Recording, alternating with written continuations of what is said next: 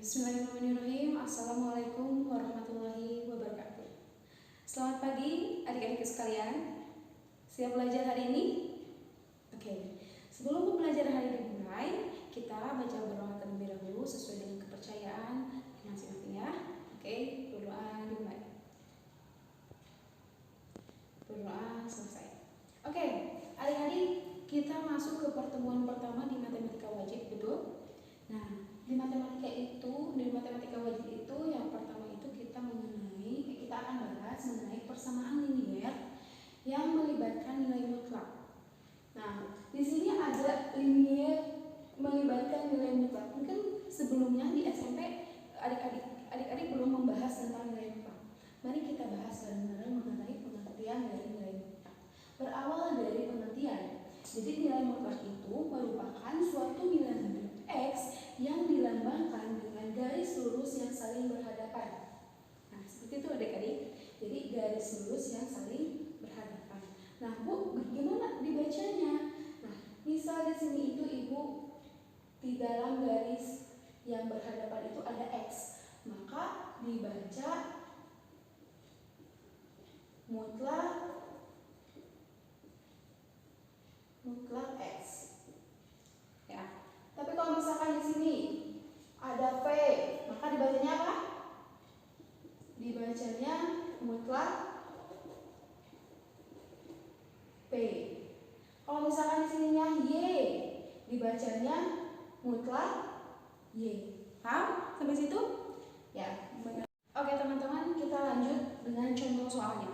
Nah, kita akan mencari nilai mutlak dari 3. Nah, biar nanti kalian lebih mudah dipahaminya, kita menggunakan suatu jarak ya. Jadi, berapakah jarak 3 itu dari 0? Kita bikin satu bilangan, garis bilangan. Ini 0, ini 3. Berapakah jarak dari 0 ke 3? Berarti ini kan ada 1, ada 2. Berarti ini 1, 2, 3. Berarti mutlak dari 3 hasilnya 3 satuan. Ini kan ada 3 satuan, berarti hasilnya 3. Nah, kalau misalkan ini nomor 2.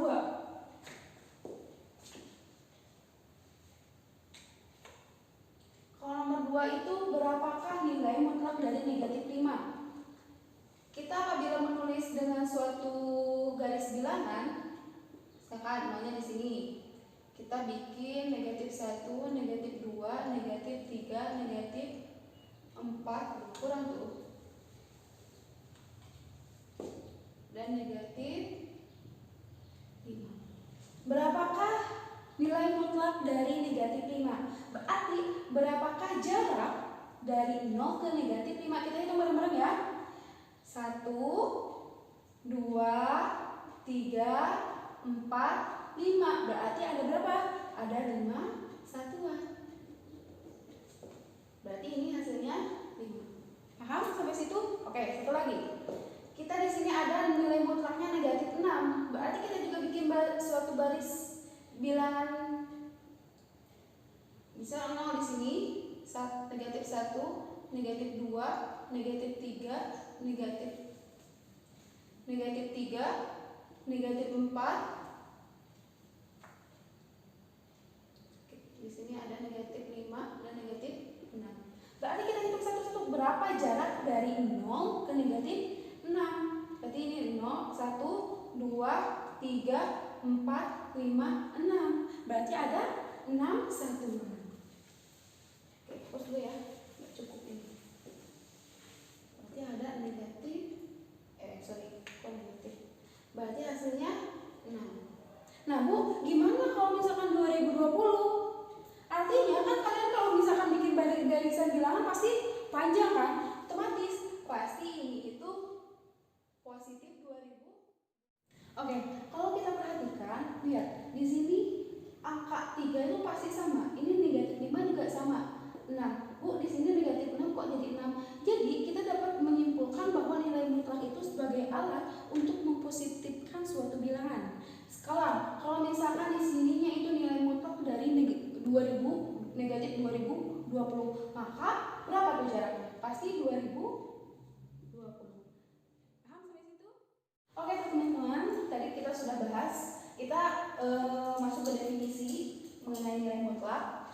Dibaca demikian, jika x-nya itu lebih dari sama dengan 0, maka hasilnya itu positif x. Tetapi apabila jika x-nya itu kurang dari 0, maka hasilnya itu dikali dengan negatif x. Kalau misalkan kita jabarkan mengenai definisi ini, buat teman-teman yang mungkin belum paham mengenai definisi ini, contoh kayak seperti tadi, kan nilai x-nya itu kita misalkan di sini x-nya itu sama dengan x. Nah, mutlak x sama dengan x.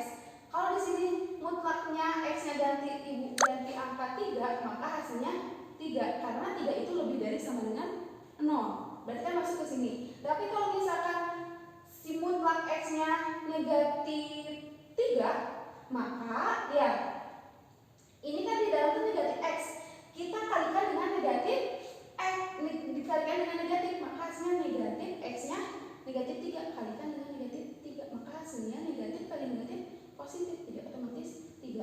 Oke teman-teman, misalkan di sini mutlak 7, berarti hasilnya 7. Kalau misalkan mutlak negatif 7, maka hasilnya 7. Nah, karena mutlak 7 dengan mutlak negatif 7 itu sama dengan 7 satuan yang mulainya dari titik 0, gimana kalau kasusnya demikian? Misalkan di sini Ibu ada mutlak dari 5 dikurangi 3. Mutlak 5 kurangi 3 berapa? Jadi mutlak 2. Kalau mutlak 2, kita definisi yang pertama itu berarti hasilnya positif. Berarti 2. Kalau misalkan 3 dikurangi 5, jadi berapa? Negatif 2. Nah, kalau mutlak dari negatif 2, maka si x-nya itu kita dikalikan dengan negatif. Jadi negatif dalam kurung negatif 2, maka hasilnya positif. Jadi, oke. Contoh yang kedua. Di sini ada negatif 1, negatif 2. Maka hasilnya negatif 3. Betul? Nah, karena mutlak negatif 3, maka kita definisi yang kedua, maka hasilnya dikali negatif 3. Dikalikan negatif 3 itu dikali dengan negatif, maka hasilnya 3. Nah, sama dengan kalau ini negatif kali negatif positif. Jadi tinggal langsung 2 ditambah 1, mutlak 3, maka hasilnya 3. Mutlak 3, maka hasilnya 3. Coba perhatikan. 5 dikurangi 3 sama dengan mutlak 5 dikurangi 3 sama dengan 2. Mutlak 3 dikurangi 5 sama dengan 2. Nah, negatif mutlak dari negatif 1 dikurangi 2, maka hasilnya 3. Mutlak dari 2 dikurangi dalam kurung negatif 1, maka hasilnya 3. Nah, teman-teman, coba perhatikan. 5 dikurangi 3, 3 dikurangi 5. Nilainya sama bukan? Sama ya? Sama kan? Ini yang negatif 1 dikurangi 2 dengan 2 dikurangi negatif 1. Berarti sama kan? Betul? Nah, dengan itu kita mendapatkan secara umumnya itu, apabila dirumuskannya itu, mutlak A dikurangi B sama dengan mutlak B dikurangi A, yang merupakan jarak antara titik A dan B. Nah, kita memperoleh 3 sifat dari nilai mutlak itu, dari bilangan nilai itu. Yang pertama yaitu x lebih dari sama dengan 0 dan mutlak x sama dengan mutlak negatif x yang tadi telah kita bahas. Nah, kalau misalkan di sini mutlak AB, maka sama dengan mutlak A dikali dengan B. Paham? Nah, kalau sifat yang ketiga, mutlak A per B, berarti kita bisa kan mutlak A per mutlak B. Oke teman-teman, kita perhatikan ilustrasi berikut ini. Misalkan ada contoh kasus. Di sini itu ada mutlak 5 di dalam kurung 5 ditambah dalam kurung negatif 6. Tidak sama dengan mutlak 5 ditambah mutlak 6. Kenapa demikian? Kita selesaikan bareng-bareng. 5 mutlak 5 ditambah negatif 6 berarti mutlak berapa? Mutlak negatif 1. Artinya mutlak negatif 1, ya kan?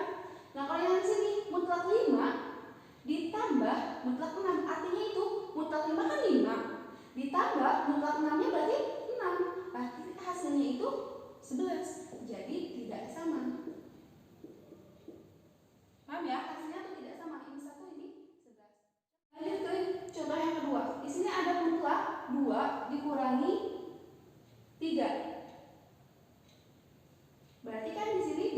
dikurangi 3 berapa? Negatif 1. Ini mutlak 2 hasilnya 2 dikurangi mutlak 3, 3. Mutlak 1 berarti hasilnya 1. 2 dikurangi 3 sama dengan negatif 1. Berarti kan tidak sama dengan. Ya, betul? Nah, jadi teman-teman, nilai mutlak itu tidak berlaku untuk sifat penjumlahan atau pengurangan. Artinya, dimana kalau misalkan di sini mutlak A ditambah B tidak akan sama dengan mutlak A ditambah mutlak B. Begitupun atau di dalam pengurangan, jika di dalam mutlaknya itu A dikurangi B, maka tidak akan sama dengan nilai mutlak A dikurangi mutlak B. Nah, teman-teman, jadi untuk menyelesaikan penjumlahan atau pengurangan untuk nilai mutlak itu, kita kembali merujuk ke definisi awal, di mana di sini ada nilai mutlak X-6 sama dengan X-6 jika si X-nya itu lebih dari sama dengan 0, dan mutlak X-6 sama dengan negatif X-6 di dalam kurung jika X-nya itu kurang dari 0. Nah, sehingga apabila di sini nilai mutlaknya X-6 sama dengan X-6 jika X-nya itu lebih dari sama dengan 6, kenapa hal tersebut ini didapatkan? Ini itu dari ini, teman-teman. X-6 lebih dari sama dengan 0 dari definisi yang di atas. Jadi X-nya itu tidak luas. Jadi X-nya itu lebih dari sama dengan 6, maka dihasilkan X-nya lebih dari. Oke, kita bahas soal ya, satu soal. Misalkan soal itu ada tentukan penyelesaian persamaan nilai mutlak X ditambah 5 sama dengan 1 dengan 2 penyelesaian. Oke, yang pertama kita menggunakan penyelesaian yang pertama dengan definisi yang awal tadi. Nah, di sini yang pertama itu mutlak X ditambah 5, maka hasilnya itu X ditambah 5 jika si X itu pasti lebih dari sama dengan negatif 5 karena tadi pindah luas seperti peristiwa yang tadi kita bahas. Nah, yang kedua itu X ditambah 5 sama dengan negatif dalam kurung X ditambah 5 jika X-nya itu kurang dari negatif 5. Nah, proses selanjutnya kita lihat pada dua tahapan ini. Yang pertama itu X untuk X lebih dari sama dengan negatif 5. Nah, lihat. Kita X-nya itu berapa tadi di soal? X ditambah 5. Mutlak X ditambah 5 sama dengan 1. Oke, untuk proses selanjutnya kita lihat pada dua tahapan berikut ini. Yang pertama itu X-nya itu lebih dari sama dengan negatif 5. Nah, kita lihat tuh di atas itu yang pertama X lebih dari sama dengan negatif 5 itu menggunakan X ditambah 5, dimana hasilnya itu 1. Berarti kita tulis aja langsung X ditambah 5 sama dengan 1. Kita pindah luaskan. Jadi X sama dengan 1 positif jadi negatif 5. Maka X-nya itu jadi hasilnya negatif 4. Paham sampai sini? Nah, untuk tahap kedua, karena di sininya itu X kurang dari negatif 5, maka kita menggunakan yang syarat kedua ini ya. Jadi X-nya itu kita menggunakan negatif dalam kurung X ditambah 5 sama dengan 1. Kita kali-kalikan karena di dalam kurung kan. Jadi negatif X dikali negatif 5 sama dengan 1. Jadi negatif X kita simpan di sebelah kiri. Ini satunya tetap negatif jadi positif 5. Negatif X sama dengan 6. Maka si X-nya itu sama dengan negatif 6. Nah, berarti dapat kita simpulkan bahwa X-nya itu bisa negatif 4 atau X-nya itu sama dengan negatif 6. Oke teman-teman, dicukupkan sekian untuk pertemuan pertama di matematika wajib. Nah, matematika itu tidak hanya satu cara kan, masih banyak cara-cara lain. Silakan teman-teman bisa menggunakan cara A, B, C maupun apapun itu, silahkan ibu bebaskan. Sekian pertemuan kali ini. Mohon maaf apabila banyak kekurangannya. Wassalamualaikum warahmatullahi wabarakatuh.